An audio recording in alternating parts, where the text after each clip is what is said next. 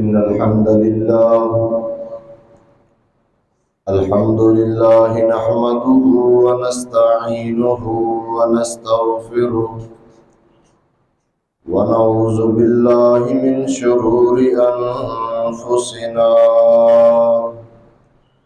ومن سيئات أعمالنا من يهده الله فلا مضل له ومن يضلله فلا هادي له وأشهد أن لا إله إلا الله وحده لا شريك له وأشهد أن محمدا عبده ورسوله أما بعد فإن خير الحديث كتاب الله وخير الهدي هدي محمد صلى الله عليه وسلم وشر الأمور محدثاتها وكل محدثة بدعة وكل بدعة ضلالة وكل ضلالة في النار.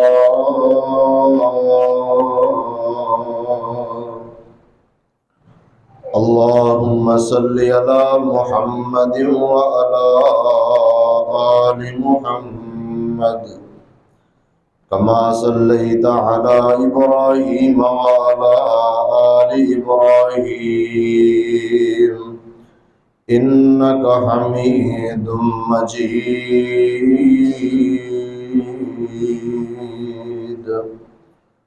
اللهم بارك على محمد وعلى آل محمد كما باركت على إبراهيم وعلى آل إبراهيم إنك حميد مجيد.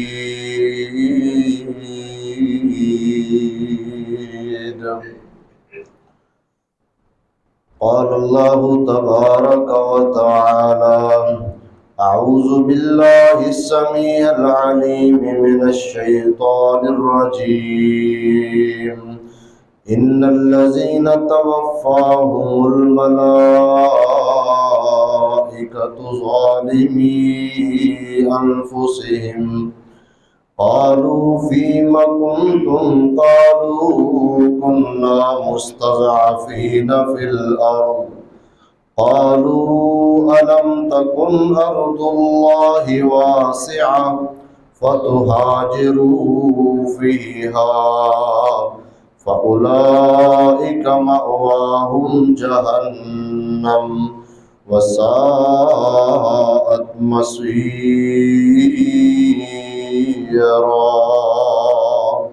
رب اشرح لي صدري ويسر لي أمري واحلل عقدة من لساني يفقهوا قولي. رب زدني علما رب زدني فهما. سبحانك لا علم لنا إلا ما علمتنا إنك أنت العليم الحكيم.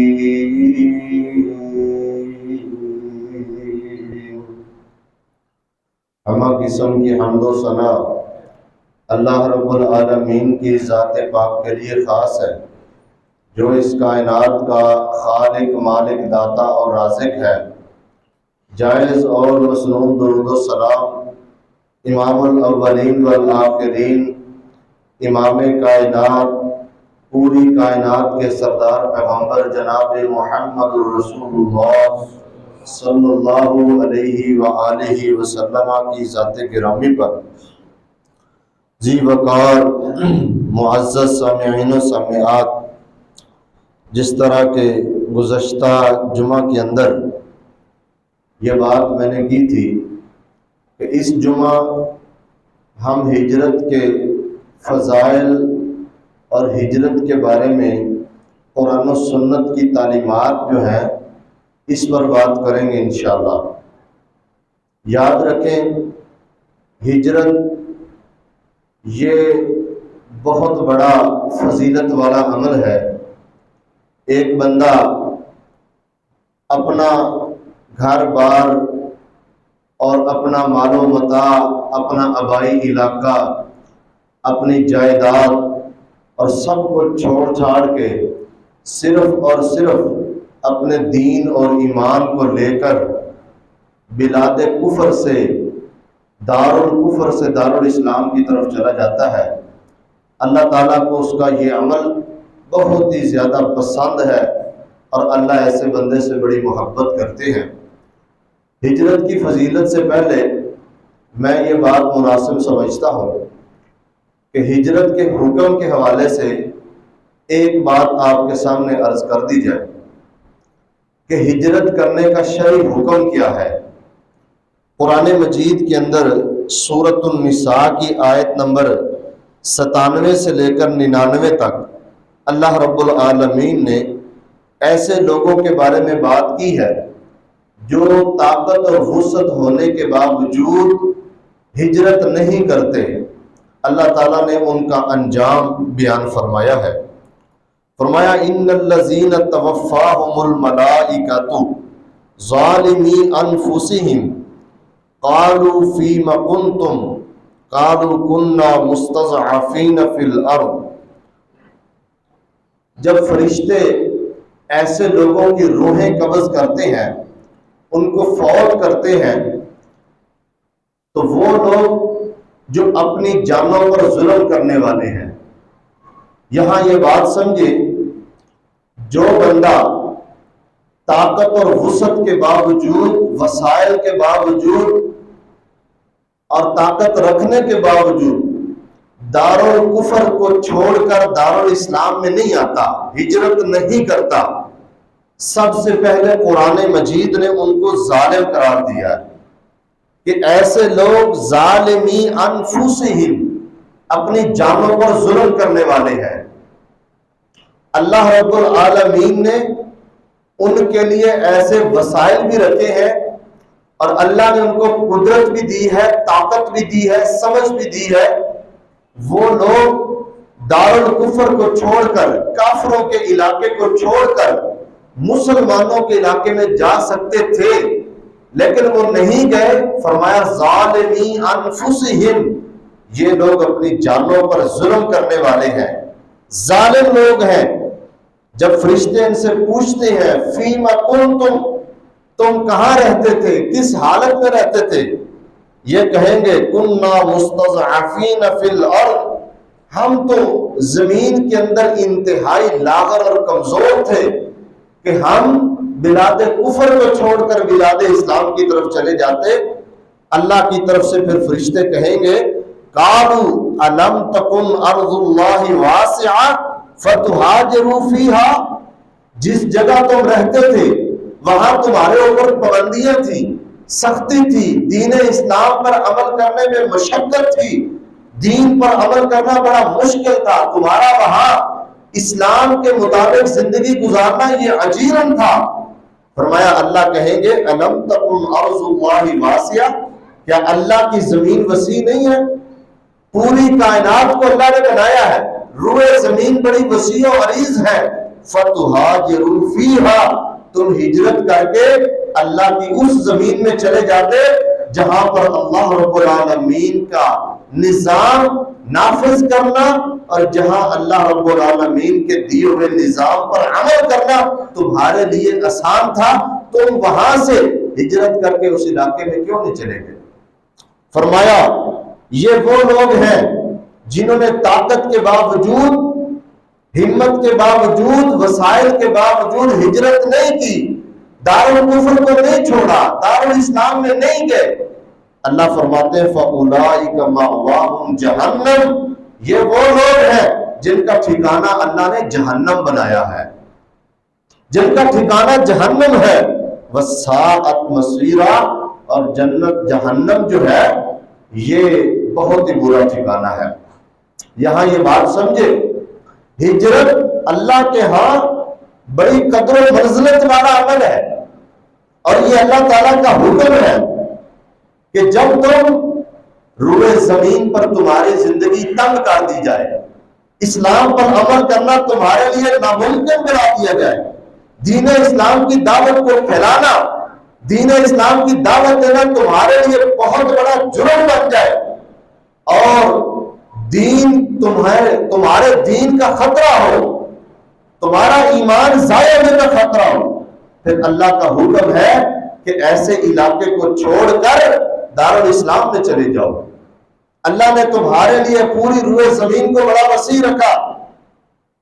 دنیا کے اندر 56-57 اسلامی ممالک ہیں، یہ 56-57 اسلامی ملک ہیں جن کے اندر رہ کر بندہ اپنی مرضی کے ساتھ اللہ رب العالمین کی عبادت کر سکتا ہے، اپنے دین و ایمان کی حفاظت کر سکتا ہے، دین اسلام کی ترغیب اور تبلیغ کر سکتا ہے۔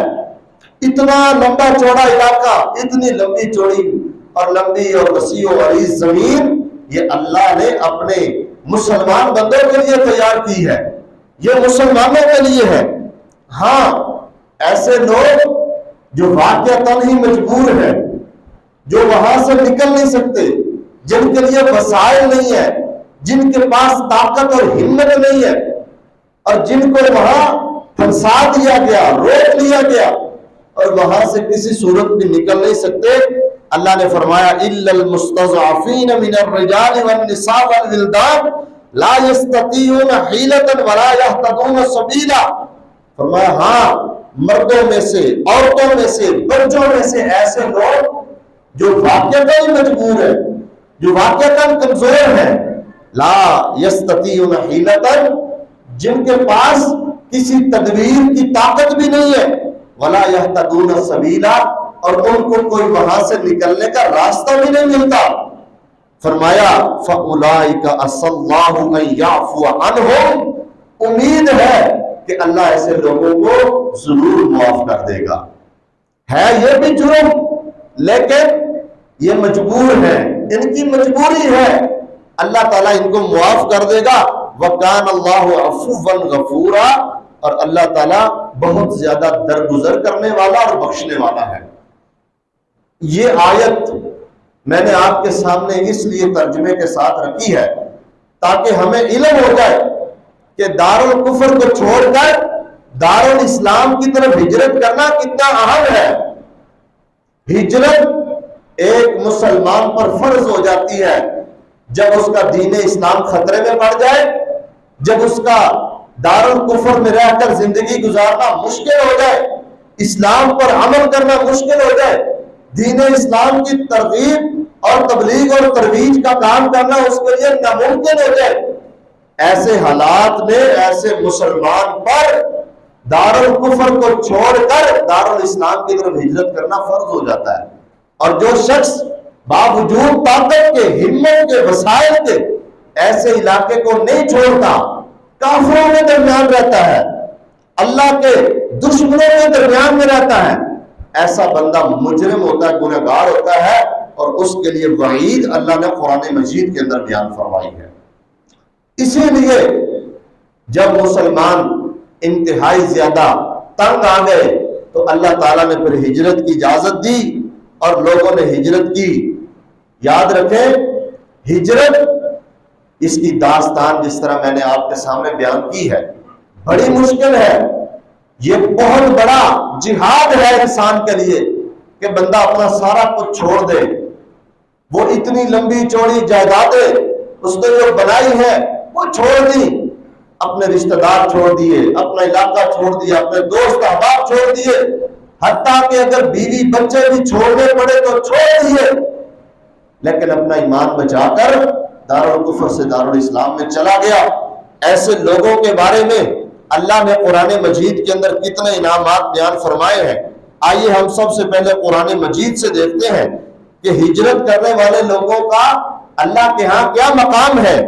اللہ رب العالمین نے سورہ آل عمران کے اندر فرمایا والذین ہاجروا واخرجوا من دیارہم، وہ لوگ جنہوں نے ہجرت کی اور ان کو اپنے گھروں سے نکال دیا گیا، وَأُوذُوا فِي سَبِيلِي، اللہ فرماتے ہیں جن کو میرے راستے میں تکلیفیں پہنچائی گئی، جن کو تنگ کیا گیا، میری وجہ سے تنگ کیا گیا، وقاتلوا، اور انہوں نے غیر مسلموں کے ساتھ لڑائی کی، غیر مسلموں کے ساتھ جہاد اور قتال کیا، وقتلوا، اللہ کے راستے میں قتل کر دیے گئے، شہید کر دیے گئے، اپنا ایمان بچانے کے لیے، اپنا اسلام بچاتے ہوئے ایسے علاقوں سے نکل پڑے، کافروں کے ساتھ مقابلہ ہوا، مزاحمت ہوئی، لڑائی کی، قتل کر دیے گئے، شہید ہو گئے۔ اللہ فرماتے ہیں لَأُكَفِّرَنَّ عَنْهُمْ سَيِّئَاتِهِمْ، میں ان کے سارے گناہوں کو معاف کر دوں گا، میں ان کے سارے گناہوں کو مٹا دوں گا، وَلَأُدْخِلَنَّهُمْ جَنَّاتٍ تَجْرِي مِن تَحْتِهَا الْأَنْهَارُ، اللہ فرماتے ہیں دوسرا انعام میں یہ دوں گا کہ ضرور ہر صورت میں ان کو ایسی جنتوں میں داخل کروں گا جن کے نیچے سے نہریں بہتی ہیں، اپنی جنتوں میں داخل کر دوں گا۔ فرمایا ثوابا من عند اللہ، یہ تو اللہ کی طرف سے بدلہ ہے، یہ اللہ کی طرف سے ان کا خیر مقدم ہے، یہ اللہ کی طرف سے ان کو پروٹوکول دیا گیا ہے۔ واللہ عندہ حسن الثواب، اور اللہ کے ہاں بہترین بدلہ ہے، اللہ کا پروٹوکول بڑا شاندار ہے جو اللہ اپنے ایک مسلمان مومن بندے کو عطا فرماتے ہیں۔ اس آیت سے دو باتیں سمجھ آتی ہیں کہ جو بندہ اپنے ایمان و اسلام کو بچاتے ہوئے، اپنے دین کی حفاظت کرتے ہوئے دارالکفر کو چھوڑ کر، غیر مسلموں کے علاقے کو چھوڑ کر مسلمانوں کے علاقے میں آ جاتا ہے، چلا جاتا ہے، ایسے بندے کے بارے میں رب تعالیٰ خود فرماتے ہیں کہ میں ان کی زندگی بھر کے سارے گناہ معاف کر دوں گا اور میں ان کو اپنی جنت عطا کر دوں گا۔ اور اگر اس راستے میں ان کو قتل کر دیا گیا تو یہ اللہ کے راستے میں شہید شمار ہوں گے، یہ شہداء کے درجے پر فائز ہوں گے، اللہ ان کو شہداء والا پروٹوکول عطا فرمائے گا اور اللہ تعالیٰ ان کی خوب قدردانی کرے گا۔ دوسری آیت اللہ رب العالمین نے قرآن مجید کے اندر سورۃ توبہ کے اندر فرمایا الذین آمنوا وہاجروا وجاہدوا فی سبیل اللہ باموالہم وانفسہم، اللہ فرماتے ہیں وہ لوگ جو ایمان لائے، جنہوں نے ایمان قبول کر لیا، اسلام کو اپنا لیا، نبی علیہ السلام کا ساتھ دینے کا پختہ ارادہ کر لیا، فرمایا وہاجروا، اور انہوں نے اپنے آبائی علاقوں کو چھوڑ دیا، دارالکفر کو چھوڑ دیا، وجاہدوا فی سبیل اللہ، اللہ کے راستے میں جہاد کیا، کس کے ساتھ؟ باموالہم وانفسہم، اپنا مال بھی اللہ کے راستے میں پیش کیا، اپنی جانوں کی قربانی بھی اللہ کے راستے میں دی۔ فرمایا یہ کون لوگ ہیں؟ اعظم درجۃ عند اللہ، یہ اللہ کے ہاں ان کے درجات بڑے بلند ہیں۔ ایک انعام یہ ہے کہ اللہ کے ہاں ان کے بڑے بڑے درجات ہیں، اللہ نے ان کے درجات بڑے رکھے ہیں، اللہ نے ان کے مقام و مرتبہ بڑا بنایا۔ دوسرا انعام وَأُولَٰئِکَ هُمُ الْفَائِزُونَ، یہی لوگ حقیقت میں کامیاب ہیں، حقیقت کی فلاح اور کامیابی انہی کے پاس ہے، اللہ نے کامیاب ان کو بنایا ہے۔ یبشرہم ربہم برحمت منہ ورضوان، اللہ فرماتے ہیں کہ تمہارا رب اپنی طرف سے ان کو رحمت کی، اپنی رضامندی کی خوشخبری سناتا ہے۔ وجنات لہم، اللہ نے ان کے لیے جنتیں تیار کر دی ہیں، فیہا نعیم مقیم، اور جنتوں کے اندر اللہ نے ان کے لیے بڑی ہمیشہ ہمیشہ کے لیے نعمتیں رکھی ہیں، اور سب سے بڑی بات کیا ہے؟ خالدین فیہا ابدا، یہ ہمیشہ ہمیشہ ان جنتوں کے اندر رہیں گے، کبھی بھی ان کی جنتی زندگی ختم نہیں ہوگی۔ اللہ نے ہمیشہ ہمیشہ کے لیے ان کی جنتیں الاٹ کر دی ہے۔ یہ وہ لوگ ہیں ایمان قبول کرنے کے بعد اس ایمان کے راستے میں آنے والی ہر تکلیف کو برداشت کرنے والے، اور اللہ اور اس کے رسول کی خاطر اپنے مال و جان، اپنے گھر بار چھوڑ کر ہجرت کرنے والے لوگ ہیں۔ یہ اللہ نے ان کا مقام بنایا۔ تیسری آیت سنیے، اللہ فرماتے ہیں والذین ہاجروا فی اللہ من بعد ما ظلموا، وہ لوگ جنہوں نے ظلم و ستم سہنے کے بعد، کافروں کی طرف سے آنے والی تکلیفوں کو برداشت کرنے کے بعد اللہ کے راستے میں ہجرت کی، فرمایا لنبوئنہم فی الدنیا حسنہ ولاجر الآخرۃ اکبر، اللہ کہتا ہے ہم دنیا کے اندر ان کو بے یار و مددگار نہیں چھوڑیں گے کہ انہوں نے ہماری خاطر اپنا گھر بار چھوڑ دیا، ہماری رضا کی خاطر انہوں نے دارالکفر کو چھوڑ دیا، تو ہم ان کو اس طرح لاچار چھوڑ دیں گے؟ ان کو بے یار و مددگار چھوڑ دیں گے، ایسے نہیں ہے۔ اللہ فرماتے ہیں لَنُبَوِّئَنَّهُمْ فِي الدُّنْيَا حَسَنَةً، دنیا کے اندر بھی ہم ان کو بہترین ٹھکانہ عطا کریں گے۔ آپ گواہ ہیں اس بات کے کہ جب مسلمانوں نے مکے سے ہجرت کی اور مدینہ آئے، اللہ نے ان کو بہترین ٹھکانہ عطا کیا۔ سب سے پہلی بات تو یہ ہے کہ اللہ نے ان کو امن و سکون والی جگہ دے دی، ایسی ریاست اور ایسا علاقہ دے دیا جہاں وہ اپنی مرضی سے اٹھتے ہیں، اپنی مرضی سے بیٹھتے ہیں، اپنی مرضی سے چلتے پھرتے ہیں، اپنی مرضی سے عبادات سر انجام دیتے ہیں، اپنی مرضی سے سارے کام کرتے ہیں۔ سب سے بڑی یہ آزادی اللہ تعالیٰ نے ان کو عطا فرمائی۔ اس کے بعد اللہ تعالیٰ نے ان کو ایسا مال و متاع عطا کیا کہ جنہوں نے اللہ کے راستے میں اتنی بڑی قربانی دی، اپنے مال و جان قربان کرنے کے لیے تیار ہو گئے، اپنا مال و متاع چھوڑ دیا۔ یاد رکھیں، یاد کریں وہ عبد الرحمن ابن عوف رضی اللہ عنہ کے واقعہ کو کہ سب کچھ لٹا کر، سب کچھ چھوڑ چھاڑ کے اکیلے ایک ٹاٹ لپیٹے ہوئے مدینہ میں آ جاتے ہیں ہجرت کر کے۔ پھر اللہ نے کتنا مال دیا۔ عبد الرحمن ابن عوف رضی اللہ عنہ کا تعارف صحابہ کے درمیان ایک بہت بڑے تاجر کا تعارف ہے۔ عبد الرحمن بن عوف رضی اللہ عنہ جس وقت فوت ہوئے ہیں، ان کی مالیت میں، ان کی جائیداد میں، ان کے ترکے وراثت کے اندر اتنا مال تھا کہ صرف جو سونا تھا نا، سونا جو اللہ نے ان کو دے رکھا تھا، ان کی 4 بیویاں تھیں اور بیویوں کے درمیان 8واں حصہ تقسیم ہونا تھا، اور سونے کا جو 8واں حصہ تھا وہ اتنا زیادہ تھا کہ مزدور لوگ ہتھوڑوں کے ساتھ توڑ کر ان کی بیویوں کے درمیان تقسیم کر رہے ہیں۔ اتنا مال اللہ رب العالمین نے عبد الرحمن بن عوف کو عطا کیا ہے۔ عبد الرحمن بن عوف رضی اللہ عنہ جب ان کا قافلہ، تجارتی قافلہ مدینے میں آتا تھا تو پوری مدینے کی گلیاں اور سڑکیں بن جاتی تھی۔ اتنا مال اللہ تعالیٰ نے عبد الرحمن بن عوف رضی اللہ عنہ کو عطا کیا، اور پھر ان لوگوں نے اللہ کے راستے میں خرچ بھی ایسے کیا۔ نبی علیہ السلام نے جس موقع پر بھی لوگوں سے چندے اور فنڈ کا اعلان کیا، جب بھی خواہش کی، صحابہ کرام نے بڑھ چڑھ کر تعاون کیا۔ عثمان ابن عفان رضی اللہ عنہ کو دیکھ لیں، اللہ نے کتنا مال دیا۔ یہ کون لوگ ہیں؟ یہ وہ لوگ ہیں جو مکے میں ساری تکلیفیں برداشت کرتے رہے۔ یہ وہ لوگ ہیں جن کو ان کے مالک ایک چٹائی میں لپیٹ کر دھونی دیا کرتے تھے، ان کو مارا کرتے تھے، اور یہ سب کو چھوڑ کر صرف اپنا ایمان بچا کر، اپنا دین بچا کر، اللہ اور اس کے رسول کی محبت لے کر مکے سے مدینے ہجرت کر کے آئے۔ تو اللہ نے جو قرآن مجید کے اندر فرمایا نا، لَنُبَوِّئَنَّهُمْ فِي الدُّنْيَا حَسَنَةً، ہم دنیا کے اندر بھی ان کو بڑا اچھا ٹھکانہ دیتے ہیں۔ یہ اللہ نے ٹھکانہ دیا، یہ اللہ تعالیٰ نے ان کو انعام دیا، یہ اللہ نے ان کو بدلہ دیا۔ ایک وقت آتا ہے صحابہ کرام کا سکہ چلتا ہے پوری دنیا پر، آدھی آدھی دنیا پر حکمرانی ہے۔ سیدنا عمر بن خطاب رضی اللہ عنہ مدینے میں ہے، ان کا اسلامی اور دینی اور ایمانی روح پورے عالم کفر پر چھایا ہوا ہے۔ یہ کیا ہے؟ یہ اللہ نے امن و سکون عطا کیا ہے، یہ اللہ نے اچھا ٹھکانہ دیا ہے۔ عمر بن خطاب رضی اللہ عنہ ہجرت کر کے مدینہ میں آئے، اپنے ایمان کو بچایا، اسلام کو بچایا، اللہ اور اس کے رسول کی محبت لے کر آئے۔ ایک وقت ایسا آتا ہے بغیر کسی خوف و خطر کے اکیلے ہی مدینے میں زمین پر سوئے ہوئے ہیں، کوئی پروٹوکول نہیں ہے، کوئی سیکورٹی نہیں ہے۔ اللہ نے اتنا بے خوف کر دیا ہے، اللہ نے اتنا امن عطا کر دیا ہے۔ یہ ہے اللہ نے دنیا کے اندر ان لوگوں کو بہترین ٹھکانہ عطا کیا۔ اور میں اگر ماضی قریب کی بات کروں تو آپ جانتے ہیں کہ ہندوستان سے آنے والے مہاجرین جنہوں نے پاکستان کی طرف ہجرت کی، آج آپ ان کی ہسٹری دیکھ لیں، اللہ نے ان کو بھی بڑا مال و متاع عطا کیا ہے، اللہ نے ان کو بھی بڑا بہترین ٹھکانہ عطا کیا ہے، اللہ نے ایسے لوگوں کو بھی مالا مال کیا ہے۔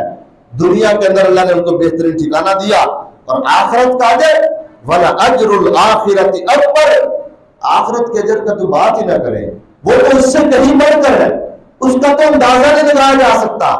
اللہ اتنی بڑی عظیم ذات ہے، ساری کائنات سے بڑا ہے، وہ خود فرما رہا ہے وَلَأَجْرُ الْآخِرَةِ أَكْبَرُ، آخرت کا اجر ان کے حق میں سب سے بڑھ کر ہے۔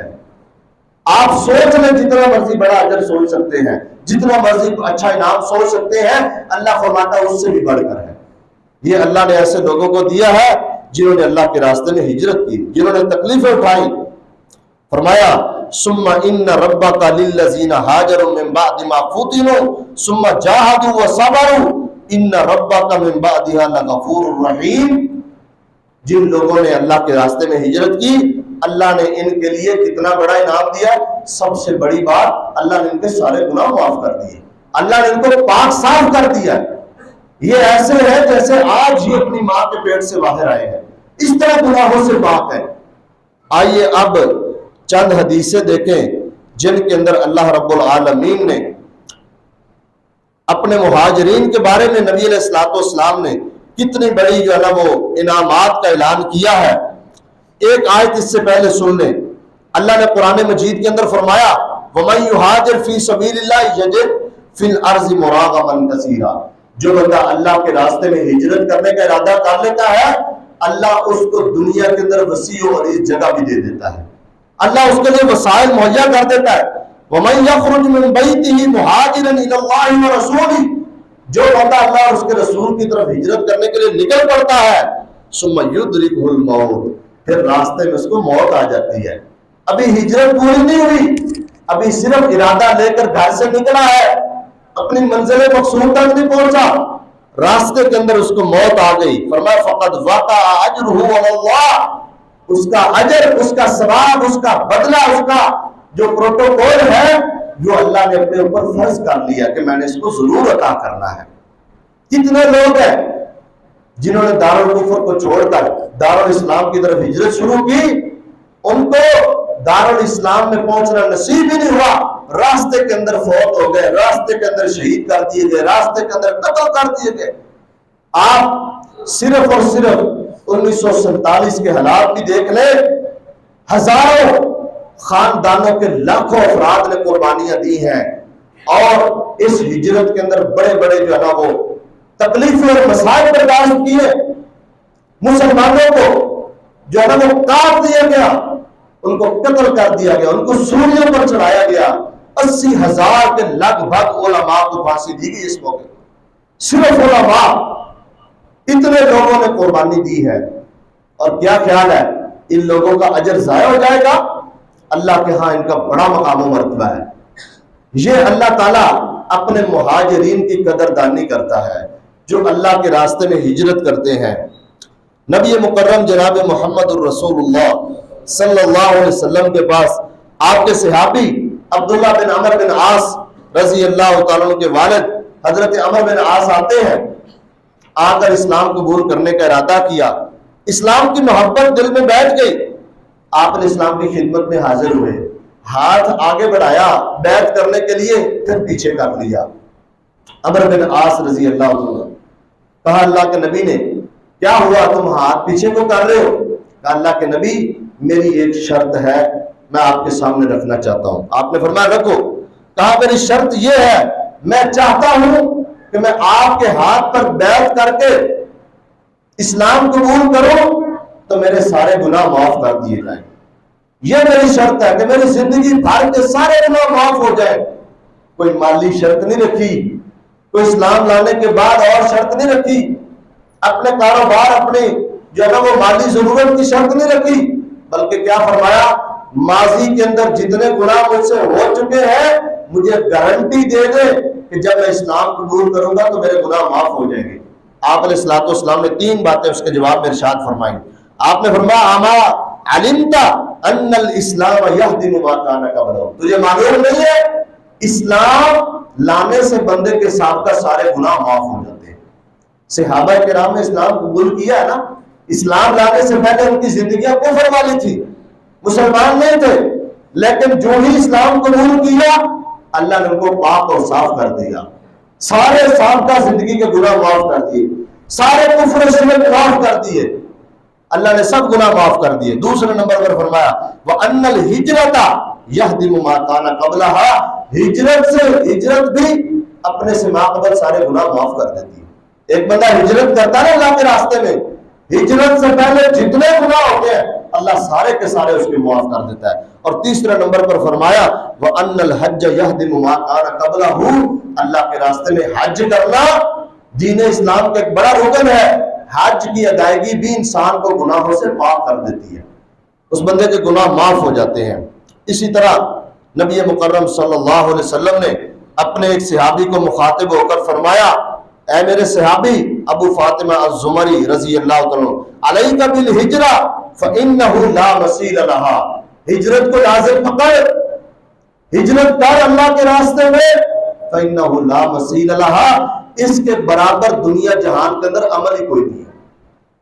سب سے بڑا عمل ہے جو انسان کو گناہوں سے پاک کر دیتا ہے، اس لیے ہجرت کو لازم پکڑ۔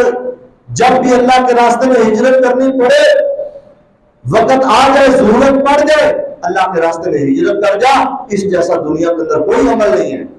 اسی طرح نبی علیہ الصلوۃ والسلام نے فرمایا، یہ مستدرک حاکم کی روایت ہے اور بالکل صحیح حدیث ہے، آپ نے فرمایا انا زعیم لمن آمن بی واسلم وہاجر ببیت فی ربض الجنہ وببیت فی وسط الجنہ وببیت فی اعلی غرف الجنہ۔ آپ نے فرمایا جو بندہ مجھ پر اسلام لایا، مجھ پر ایمان لایا، اسلام لایا اور اس نے ہجرت کی، فرمایا اس کو میں جنت میں 3 گھر لے کر دوں گا۔ میں ضامن ہوں، میں ضمانت دیتا ہوں کہ جنت کے اندر اس بندے کو 3 کوٹھیاں اور 3 گھر میں اللہ سے لے کر دوں گا۔ وہ کون سے ہیں؟ فرمایا بِبَيْتٍ فِي رَبَضِ الْجَنَّةِ، ایک جنت کے اعلیٰ درجے میں، ادنا درجے میں گھر ہوگا، نچلے درجے میں، اور دوسرا وَبِبَيْتٍ فِي وَسَطِ الْجَنَّةِ، دوسرا گھر اس کا جنت کے درمیان درجے میں، درمیانے درجے میں ہوگا، اور تیسرا گھر وَبِبَيْتٍ فِي أَعْلَى غُرَفِ الْجَنَّةِ، جنت کے اعلیٰ درجے میں اور بالا خانوں کے اندر اس کی کوٹھی ہوگی۔ یہ کس کے لیے ہے؟ جس نے نبی علیہ الصلوۃ والسلام پر ایمان لایا، جو شخص اسلام قبول کرنے والا ہے، نبی علیہ السلام پر ایمان رکھنے والا ہے اور اپنے ایمان و دین کو بچا کر اللہ کے راستے میں ہجرت کرنے والا ہے، اللہ کے نبی فرماتے ہیں کہ میں پیغمبر اس کو جنت میں 3 گھر لے کر دوں گا، 3 گھروں کی ضمانت دیتا ہوں، جنت کے ادنا درجے میں، جنت کے درمیانے درجے میں، جنت کے اعلیٰ درجے میں۔ یہ ان لوگوں کے لیے جو مہاجرین فی سبیل اللہ ہے، جنہوں نے اللہ کے راستے میں ہجرت کی ہے۔ صحابی رسول ایک بات بیان کرتے ہیں، حضرت طفیل بن عمرو دوسی، بات ذرا لمبی ہے، اس کا خلاصہ یہی ہے کہ حضرت طفیل بن عمرو دوسی نبی علیہ الصلوۃ والسلام کی خدمت میں حاضر ہوئے، کہا اللہ کے نبی ہمارے پاس دوس قبیلے میں آ جائے، ایک مضبوط قلعہ ہے جہاں پر ہم آپ کو رکھیں گے اور آپ کی مکمل حفاظت بھی کریں گے۔ نبی علیہ الصلوۃ والسلام نے اس پیشکش کو مسترد کر دیا، اس لیے کہ یہ شرف نبی علیہ السلام کی میزبانی کا اور آپ علیہ الصلوۃ والسلام کی خدمت کا یہ شرف انصار صحابہ کو ملنے والا تھا، انصار مدینہ کو، اس لیے آپ نے مسترد کر دیا۔ پھر جب نبی علیہ السلام ہجرت کر کے مدینہ آ گئے تو طفیل بن عمرو دوسی اور ان کے ساتھ ایک ساتھی تھا ان کا دوست، یہ بھی ہجرت کر کے مدینہ میں آئے اور نبی علیہ الصلوۃ والسلام کے اوپر ایمان لے آئے۔ ایمان تو پہلے قبول کر چکے تھے، اب نبی علیہ السلام کے ساتھ مدینے میں رہنے لگے۔ تو ہوا کچھ یوں کہ ان کو مدینے کی آب و ہوا موافق نہ آئی، بیمار پڑ گئے۔ ان کے ساتھ والا جو دوست تھا وہ تنگ آ کر اس نے ایک تیز دھار آلے کے ذریعے نا اپنی انگلیاں کاٹ لی، اپنی انگلیاں تکلیف کی وجہ سے کاٹ لی۔ پھر اس کے بعد وہ بیمار ہو گیا، کچھ دیر زندہ رہا، بعد میں فوت ہو گیا۔ اس کے بعد جب وہ فوت ہو گیا، اس کو دفنا دیا گیا، تو طفیل بن عمرو دوسی رضی اللہ عنہ کو خواب آیا۔ خواب کیا آیا؟ دیکھا خواب کے اندر کہ اللہ تعالیٰ نے اس کو جو ہے نا مکمل طور پر نعمتوں میں رکھا ہوا ہے اور اس کے ہاتھوں کو ڈھانپا ہوا ہے۔ جب یہ بات ہوئی تو انہوں نے اپنے ساتھی سے پوچھا کہ یہ تیرے ہاتھوں کو کیوں ڈھانپا گیا ہے؟ اس نے جواب میں کہا کہ جس چیز کو تو نے خود بگاڑا ہے، اللہ کی طرف سے مجھے یہ حکم ہوا ہے اور مجھے یہ بتایا گیا ہے کہ تو نے ان کو خود بگاڑا ہے مرضی سے، لہذا ہم ان کو ٹھیک نہیں کریں گے، یہ تیری انگلیاں اسی طرح رہیں گی، یہ کاٹی رہیں گی۔ اور نبی علیہ الصلوۃ والسلام کو جب یہ خواب سنایا تو فرمایا اللہم ولیدیہ فاغفر، اے اللہ اس کے ہاتھوں کو بھی معاف کر دے، اس میں جو قابل غور بات ہے وہ یہ ہے کہ اس نے ایک بات کہی کہ اللہ نے مجھے معاف کر دیا، اللہ تعالیٰ نے مجھے بے شمار نعمتوں میں رکھا ہے صرف ایک عمل کی وجہ سے، اور وہ عمل کیا ہے کہ میں نے صرف اپنے دین و ایمان کو بچاتے ہوئے اپنے علاقے سے ہجرت کر کے نبی علیہ السلام کے شہر میں آ گیا۔ اس ہجرت کی وجہ سے مجھے معاف کر دیا گیا، مجھے پاک صاف کر دیا گیا، اور میرے تمام گناہ بھی معاف ہو گئے۔ اللہ نے مجھے اپنی جنت الاٹ کر دی ہے، میں نعمتوں کے اندر ہوں، صرف میرے ہاتھ کو اسی طرح رکھا گیا ہے، یہ صرف میرا یہ جرم جو تھا اس وجہ سے میرے ہاتھ کو ٹھیک نہیں کیا گیا، باقی اللہ تعالیٰ نے مجھے معاف کر دیا ہے۔ اور یہ کیوں کیا؟ صرف میں نے اللہ کے نبی صلی اللہ علیہ وسلم کی خاطر، اللہ اور اس کے رسول کے رضا کی خاطر میں نے ہجرت کی ہے۔ اس سے پتہ چلتا ہے کہ ہجرت کرنے سے اللہ تعالیٰ انسان کو قبر کے عذاب سے محفوظ کر دیتا ہے، اللہ تعالیٰ انسان کو بہت سارے گناہوں سے بچا دیتا ہے، اس کو پاک اور صاف کر دیتا ہے۔ اسی طرح مہاجرین کے بارے میں نبی علیہ السلام نے یہ فرمایا، ان فقراء المہاجرین یدخلون الجنت قبل اغنیائہم بمقدار 500 سنہ۔ فرمایا کہ جو فقراء مہاجرین ہیں یہ غنی مہاجرین سے 500 سال پہلے جنت میں چلے جائیں گے، 500 سال کے عرصے سے پہلے یہ جنت کے اندر چلے جائیں گے۔ اسی طرح ایک حدیث میں یہ بھی آتا ہے، عبداللہ بن عمر بن عاص کہتے ہیں کہ ہم نبی علیہ السلام کے پاس بیٹھے ہوئے تھے، ہم نے دیکھا کہ اچانک سورج طلوع ہوتا ہے، نبی علیہ السلام سورج کی روشنی کی طرف دیکھ کر فرماتے ہیں، سیأتی ناس من امتی یوم القیامہ نورہم کضوء الشمس۔ فرمایا قیامت والے دن میرے پاس کچھ لوگ ایسے آئیں گے جن کو اللہ اتنا نور عطا کرے گا، جن کے چہرے اتنے منور ہوں گے جس طرح یہ آج سورج کی روشنی ہے، ان کے چہروں پر ایسا نور ہوگا۔ ہم نے پوچھا اللہ کے نبی یہ کون لوگ ہیں؟ آپ نے فرمایا فقراء مہاجرین جو تنگ دست تھے اور انہوں نے اس کے باوجود ہجرت کی، دارالکفر کو چھوڑ کر دارالاسلام میں چلے گئے۔ فرمایا ان کو اللہ تعالیٰ قیامت والے دن اتنی روشنی عطا کرے گا، قیامت والا دن اتنا تاریک دن ہوگا، اتنے اندھیرے ہوں گے، اللہ تعالیٰ اس دن ان کو نور عطا کرے گا، روشنی دے گا، اور ان کے چہرے چمک دمک رہے ہوں گے، صرف اور صرف کیا ہے؟ اللہ کے راستے میں ہجرت کرنے کی وجہ سے۔ تو عزیزان یہ ہجرت چھوٹا عمل نہیں ہے۔ ہمارے آباء و اجداد نے جو دارالکفر کو چھوڑ کر دارالاسلام آئے اور یہاں آنے کا فیصلہ کیا، اللہ تعالیٰ کے ہاں یہ بڑا قابل قدر عمل ہے، یہ بڑی فضیلت والا عمل ہے، اور ایسے لوگوں کو اللہ تعالیٰ بڑے بڑے انعامات سے نوازے گا۔ اور یہ بات بھی ذہن میں رکھیں، ہجرت صرف مدینہ مکہ سے مدینہ کے ساتھ خاص نہیں ہے، بلکہ یہ قیامت تک جاری رہے گی۔ نبی علیہ السلام نے فرمایا لا تنقطع الہجرت حتی تنقطع التوبہ، ہجرت اس وقت تک جاری رہے گی جب تک توبہ جاری رہے گی، جب تک توبہ کا دروازہ کھلا ہے اس وقت تک ہجرت کا دروازہ بھی کھلا ہے۔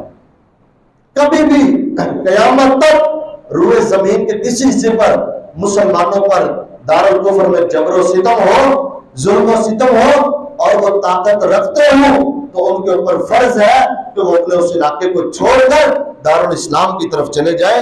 یہ ان کے لیے بہت ہی بڑا عمل ہے۔ وَلَا تَنْكَتَ التَّوْبَةُ حَتَّى تَطْلُعَ الشَّمْسُ مِنْ مَغْرِبِهَا۔ فرمایا توبہ کا دروازہ کب تک کھلا ہے؟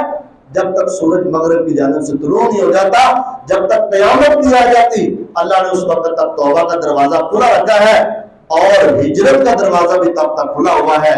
ہجرت بہت بڑا عمل ہے، اور اس کے ذریعے انسان کے گناہ بھی معاف ہوتے ہیں۔